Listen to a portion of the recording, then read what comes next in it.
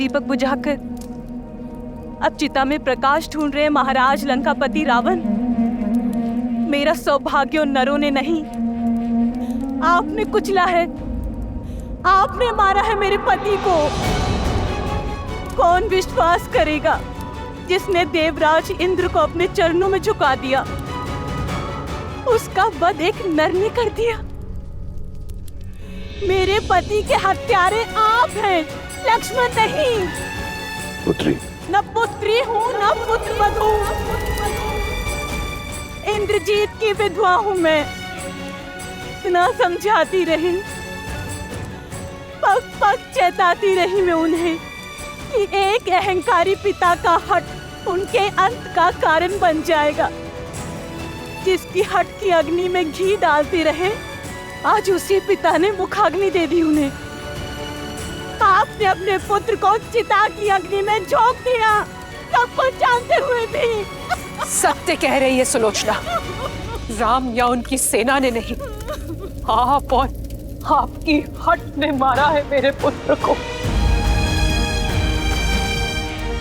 पुत्र हंता है आप लंकेश, केवल मुझसे मेरा पुत्र ही नहीं, सुलोचना से उसका पति ही नहीं छीना आपने। अनगिनत माताओं की गोद सुनी की है आपने, अनगिनत सद्भावों का सुहाग उजाड़ा है आपने लंकेश। कितनों के पिता छीने हैं आपके इस हट में। अपना जल खो देने के पश्चात मेघ भी बरसना छोड़ देते हैं लंकेश। अब तो अपनी हट त्याग दीजिए, इस विध्वंस को रोक दीजिए। ना अपनी पत्नी की चिंता से, ना संबंधियों की चेतावनी से, कम से कम अपने पुत्र की चलती चिता देखकर तो समझ जाइए कि जिससे आप लड़ने निकले हैं लंकेश, वो साधारण नहीं है, नारायण है वो लंकेश।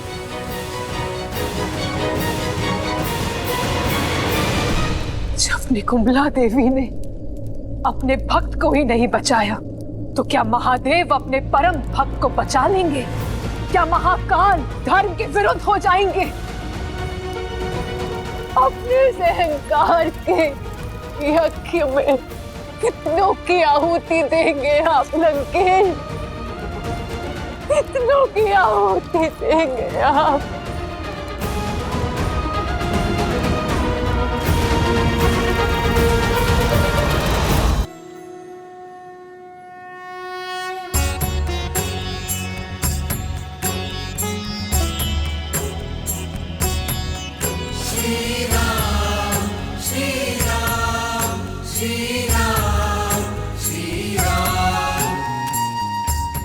मेरी विनती पर पधारने के लिए धन्यवाद महर्षि अगस्त्य। जिसके मन में धर्म की ज्वाला जलती हो, वो अधर्म को स्वाहा करने का आशीर्वाद देने कैसे ना आता रघुकुल नंदन। आशीर्वाद के साथ साथ परामर्श भी चाहिए। समय की अत्यंत कमी है महर्षि। महागौरी की पूजा संपन्न करने के लिए उनका आशीष पाने का मार्ग बताएं। जब अत्याचार सीमा से अधिक बढ़ जाता है तो समय भी धर्म का साथ देने को तत्पर हो जाता है दशरथ नंदन। आज मध्य रात्रि देवी का अनुष्ठान पूरा करने का सबसे उत्तम मुहूर्त है। आप अभी संकल्प ले लीजिए कि देवी को 108 नीलकमल भेंट करेंगे, और जब ये पूरा हो जाएगा तो देवी आपको दर्शन भी देंगी और विजयश्री भी देंगी। किंतु ऋषिवर, नीलकमल मिलना तो दुर्लभ है। एक को ढूंढने में वर्षों लग जाते हैं। 108 मिलना कठिन होगा। देवी को प्रसन्न करने का मार्ग सरल कैसे हो सकता है नील?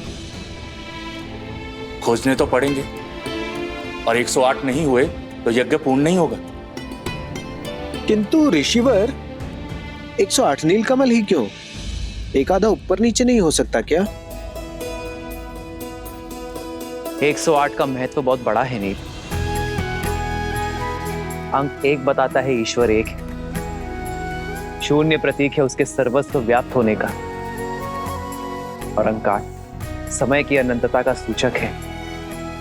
हमारे शरीर में भी हृदय चक्र से 108 नाड़ियां जुड़ी होती हैं, जो आत्मा से परमात्मा को जोड़ती है। और जाप से जब तक ये अंक ना पा लिया जाए, तब तक ये जोड़ पूर्ण नहीं होता। इसलिए माला में पिरोए मोती से लेकर सभी ईश्वरों के नाम और संसार की उपनिषद भी 108 है। तो फिर अपने प्रभु के लिए 108 नीलकमल लाने का दायित्व मेरा हुआ। ऋषिवर, आप केवल इतना बताइए कि मैं अपनी खोज कहां से आरंभ करूं? मानसरोवर।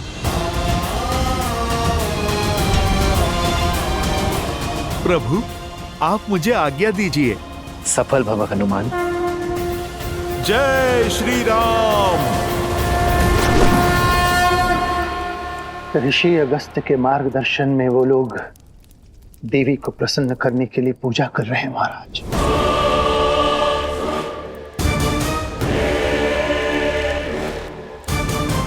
बहुत बड़ा अनुष्ठान करने वाले हैं वो लोग महाराज। जब निकुंभला देवी ने अपने भक्त को ही नहीं बचाया, तो क्या महादेव अपने परम भक्त को बचा लेंगे? तो क्या महाकाल धर्म के विरुद्ध हो जाएंगे? महाराज, उनका प्रयास करने दो उन्हें प्रयास। एक प्रयास मैं भी करूंगा, अपने महादेव को प्रसन्न करने का। ये सारा संसार मुझे एक हट्टी और अभिमानी समझता है।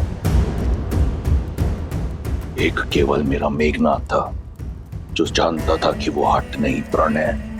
वो मेरा अभिमान नहीं, स्वाभिमान है, जिसने अपने पिता को सर्वदा एक गुरु के रूप में देखा। बिना किसी प्रश्न पूछे मेरी हर आज्ञा का पालन किया। सौभाग्यशाली हूं मैं कि मुझे मेघनाथ जैसा पुत्र मिला। कुंभकर्ण का वध कर राम ने मेरा हृदय तो काट ही दिया था। आज मेघनाथ को छीनकर उसने मेरी आत्मा का एक अंश भी काट दिया। मेरे मेघनाथ का बलिदान व्यर्थ नहीं जाएगा।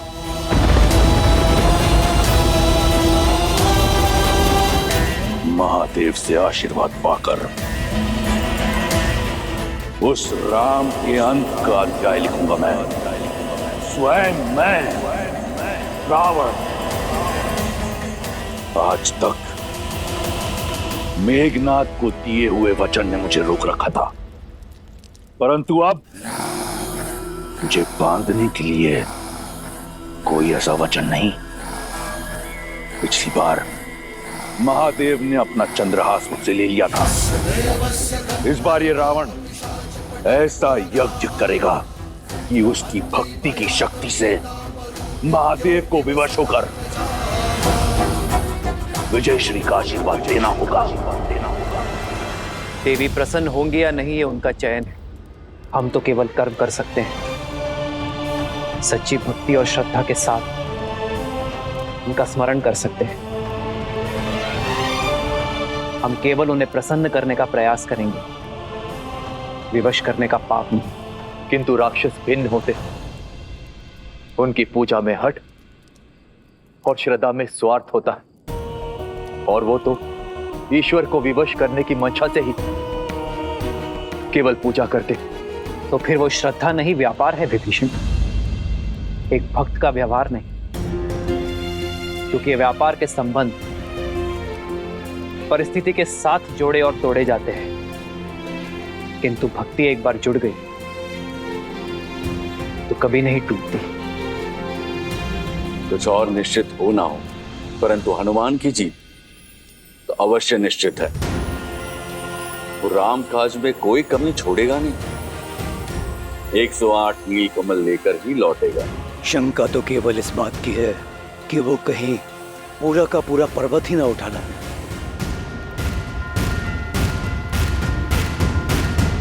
जय हनुमान ज्ञान गुण सागर, जय कपीस तिहु लोक उजागर। राम दूत अतुलित बल धामा, अंजनी पुत्र पवन सुत नामा। राम दुआरे तुम रखवारे, होत न आज्ञा बिनु पैसारे। आपन तेज समारो आप, दीन लोक लाभ करे क्या चलिए मोक्ष आपकी राह देख रहा है।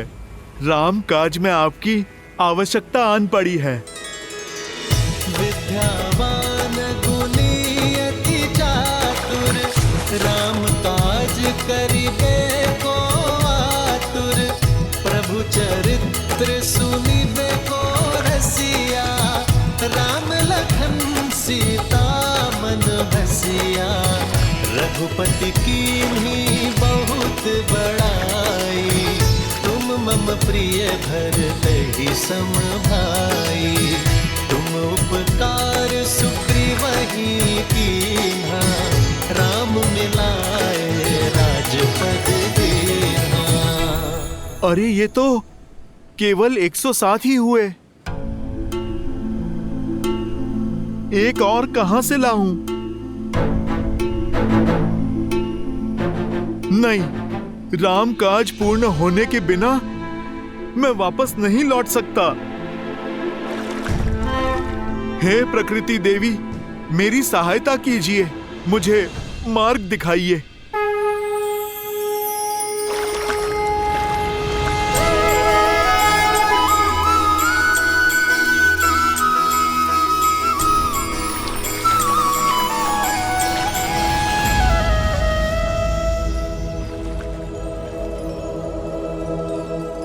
नहीं, ये तो कली है, फूल की कली। हे कली, आप मेरी अंतिम आस है। आप खिल जाइए और राम काज में अपना सहयोग दीजिए। न्याय के लिए, धर्म के लिए और फिर मेरे प्रभु श्री राम के लिए आप खिल जाइए।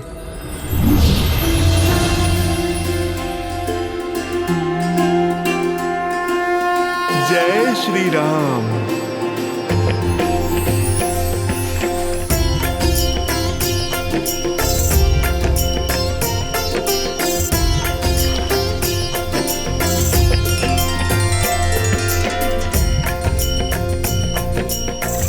एक क्षण, कहीं गिनती में कमी ना रह जाए।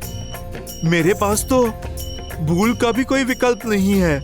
मुझे ये पुष्प पुनः गिनने होंगे।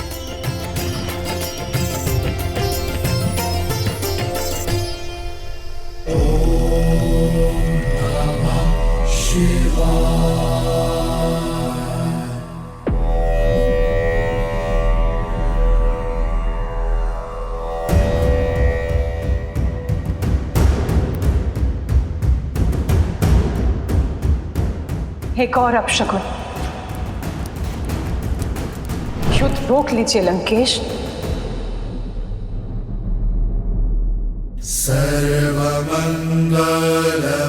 सर्वमंगलमांगल्ये शिवे सर्वार्थ साधिके। सर्वमंगलमांगल्ये शिवे सर्वार्थ साधिके। शरण्ये त्र्यंबके गौरी नारायणी नमोस्तुते। नारायणी नमोस्तुते। या देवी सर्वभूतेषु शक्तिरूपेण संस्थिता। नमस्तस्यै नमस्तस्यै नमस्तस्यै नमो नमः। नमस्तस्यै नमो नमः।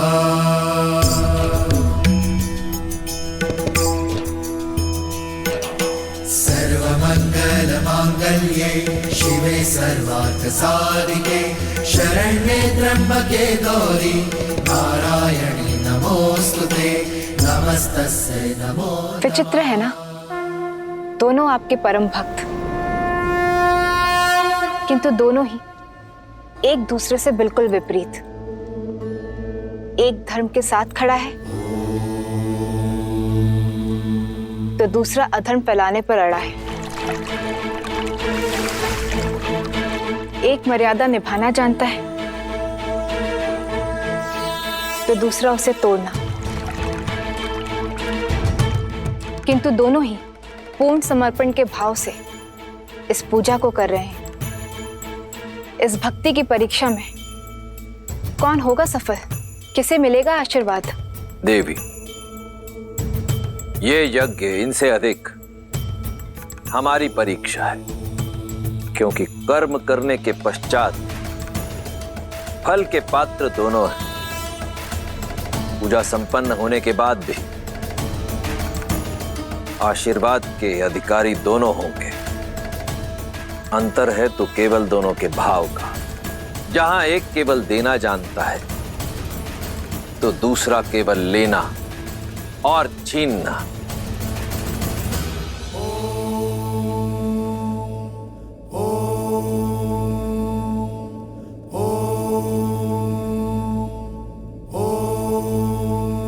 हे चंद्रचूड़, हे त्रिलोचन, आप तीनों लोकों के स्वामी हैं। आपकी आज्ञा के बिना कुछ नहीं हो सकता। आज तक जो हुआ आपकी आज्ञा से हुआ। आपने सदैव मेरी भक्ति को धर्म की तुला में तोला है, परंतु आपके इस रावण ने आपकी ओर मेरी भक्ति, मेरे समर्पण में कभी कोई कमी नहीं छोड़ी। अहम ब्रह्मास्मि, एको अहम, द्वितीयो नास्ति, ना भूतो ना भविष्यति। रावण जैसा भक्त आपको किसी युग किसी काल में नहीं मिलेगा महादेव। और आज आपका ये रावण अपने यज्ञ की शक्ति से, अपनी भक्ति से आपको विवश कर देगा। मुझे विजयी भव का वरदान देने के लिए, वो वरदान जिससे मैं अपना और लंका का सम्मान बचा पाऊंगा। हर हर महादेव।